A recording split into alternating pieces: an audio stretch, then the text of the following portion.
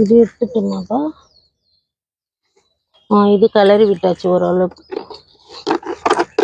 1 2 3 இதுவும் நான் கிளறி விட்டுட்டேங்க. 4. இது ஒன்று 5 செடி.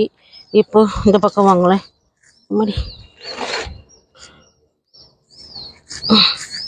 இதெல்லாம் கூட துளுக்குது, முனையெல்லாம் கருக்குது. காரணம் இது இது தாங்க, பனி அதிகமா இருக்கு, பூச்சி தொல்லை. செடிங்க இலைகள் சுருளுது. அதனால நான் மொத்த இலையும் பறிச்சிடலான்னு இருக்கேன்.